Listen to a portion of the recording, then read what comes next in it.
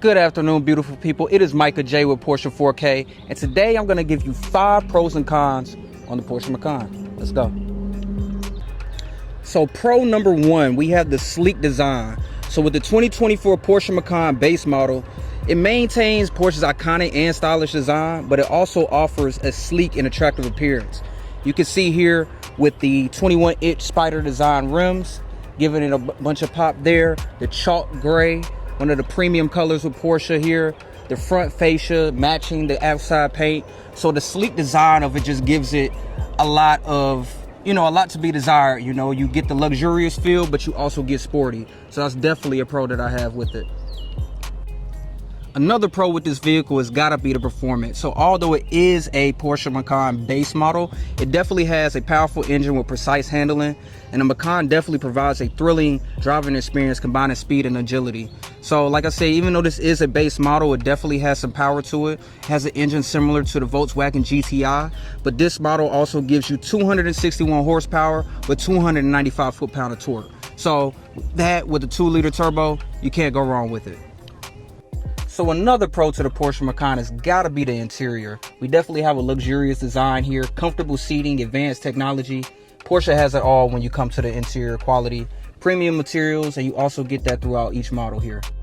To highlight a little bit more on the interior, we have this beautiful steering wheel with the leather and with the wood grain steering there. Beautiful gauge cluster that you can see here, as well as the Android Auto that you get there and Apple CarPlay. We have the Mojave beige with the interior, as well as the wood grain walnut there. So you definitely get a lot of bang for your buck when you're getting into a vehicle like this. To go with the luxurious interior, you also have advanced technology. You can expect cutting-edge technology in each Porsche vehicle, including a sophisticated infotainment system, driver assistance features, and connectivity options to enhance the driving experience. So one of those premium features that we have here is surround view. One of my favorite ones on the car. You get to get a bird's eye view of your vehicle when you're parking, so it makes things easy when you want to parallel park. Somebody's in front of you, you're backing out. You get the front view, side view, rear view. It's definitely a great option to add on. It's around $1,200 or so when you add it onto your package, but I definitely think it's worth it. Along with that, you also have the premium package where you can get your heated and ventilated seats in the front for those hot summer days. Definitely a pro in my opinion. And the last pro I have with the vehicle has got to be the resale value. So Porsche typically holds their value pretty well. If you get this, it can be a strong investment. Of course, if you keep low miles on it, you'll actually be able to retain that value over time. So buying a Porsche, you keep the value with it also. Now, giving you all a lot of the pros of this vehicle, of course, everything can't be perfect. So let's go into some of the cons. Con number 1 has to be the price. Now, for me, this vehicle is definitely luxurious, but it does come with a hefty price tag. The way this vehicle is currently spec'd out is around $76,000, which can limit a lot of accessibility for some people. So if you want to get a little bit more bang for your buck, you probably could experience with other brands. However, if you are buying a Porsche, you understand the price that comes with it. So con number 2 on the vehicle has to be limited cargo space. So with most sports SUVs, they often sacrifice cargo space for performance. So the Macan might have less cargo space compared to SUVs in its class. So with that, you see here, I have the interior. This is the back row. As soon as you put a car seat in here, things get very tight. So if you're over 6 foot, it can be tight as far as headroom as well. And if you have a larger family, that might be a con as well. You might want to go up to the Cayenne model.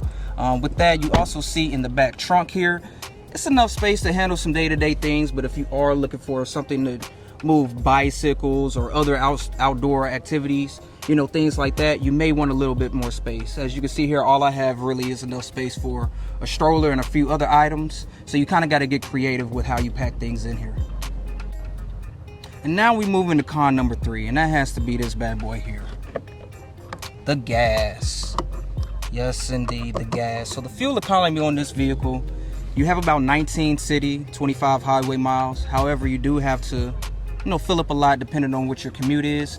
It takes a 93 octane, of course, with this being a high performance luxury vehicle. You kind of sacrifice a little bit on the fuel economy end. So you kind of have to keep that in mind. I think I've had this vehicle almost 5 months, and so far I've spent around $1,200 in gas total. And that's with short commutes. Like there's only 6,300 miles on the vehicle currently. So depending on where you are, that can add up real quick. Going into con number 4, and that has to be the maintenance. Maintenance is the bane of everybody's existence when it comes to vehicles. Unfortunately, we have to maintain the vehicle in order to keep it going. But the higher up you go in that class will depend on how much price you'll be paying. So with this vehicle, you're going to be roughly around $1,200 to $1,300 a year in maintenance. You have to keep in mind oil changes get more expensive. You're looking around $200 to $300 when you get European brands. Luxury brands come with the price tag. So definitely want to make sure you get a maintenance package with your dealer, something like that nature, to make it easier when you're going through those maintenance cycles, because keeping the maintenance up also keeps up the retail value. So if you want to have a good vehicle, definitely got to keep up with the maintenance. And lastly, I have my 5th con on this vehicle. It's kind of a contradiction because it was also a pro, and that's the performance. Now, this is a base model, so of course you're not going to get the performance that you would get from a S or a GTS or even a Cayenne of that nature. So you kind of lack out on that. You know, this is a 4-cylinder vehicle. If you go to the S model, you get the V6. If you go to a Cayenne S, you get the V8. So you get to experience a large array of better engines the higher up you go in trim levels. So you just have to keep that in mind with that being a base model. However, if you do get an S or a GTS, I'm pretty sure the performance will be just a straight pro. But you know, you learn and you live. Next model will definitely go up a little bit more. But for now, this is the 5 pros and cons of the Porsche Macan. I hope you all enjoyed this video. If you did, please like, comment, and subscribe down below. Porsche 4K will be putting out a lot more videos. I support the support already, so thank you. Have a good one.